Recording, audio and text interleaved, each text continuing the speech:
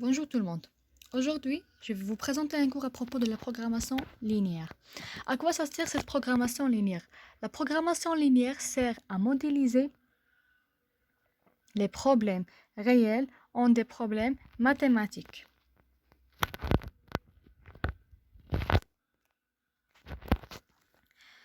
Pour résoudre ces problèmes, il y a plusieurs méthodes.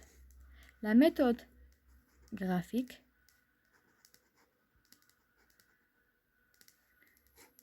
algébrique,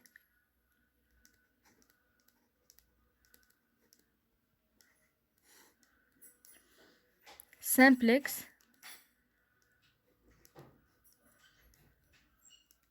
et dualité.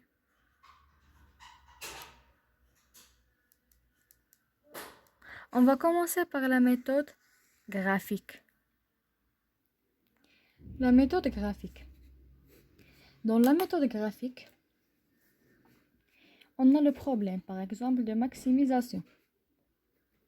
Par exemple, si x1 plus 4, x2. On a les contraintes. Par exemple, 8x1 plus 7x2 inférieur ou égal à 5.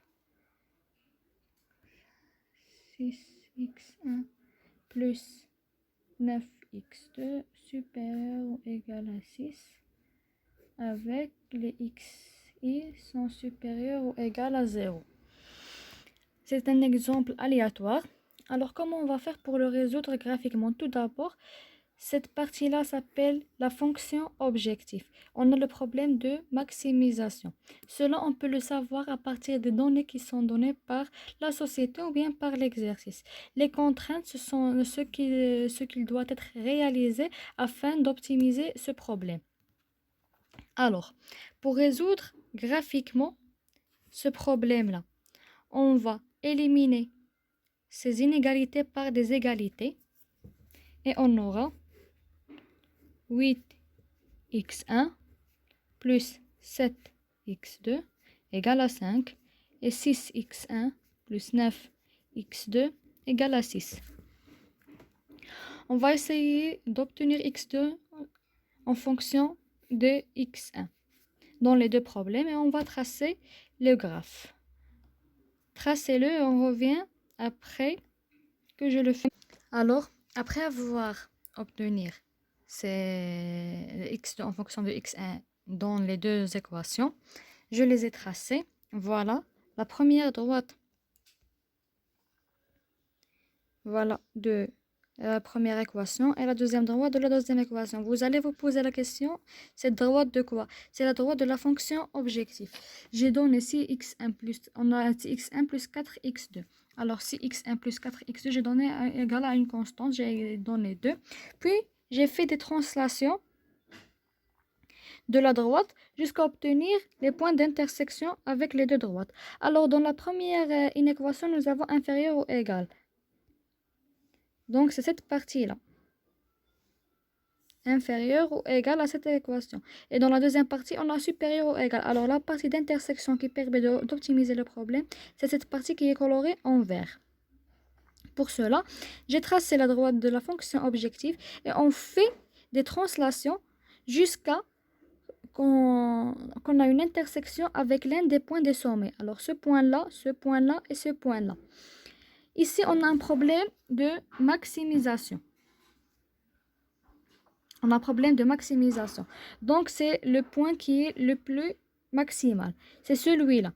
Si nous avons le problème de minimisation, nous aurons obtenu ce point-là qui est la solution de ce problème.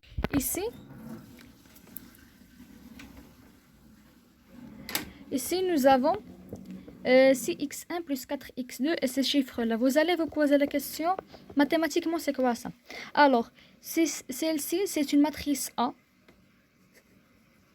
dont elle est égale 8, 7, 6 et 9 fois xi, x1, x2. Et celle-là, c'est B. On appelle B qui est égal ici 5 et 6. Alors 8x1 plus 7x2 inférieur ou égal à 5. 6x1 plus 9x2 supérieur ou égal à 6. Les contraintes de supérieur ou égal ou bien inférieur ou égal dépendent du problème qu'on a. Et ici, ce sont on appelle cela les C, les facteurs de la fonction objectif. On va voir tout cela après, mais bien détaillé dans la méthode algébrique et les méthodes les plus simples, la simplex et la dualité.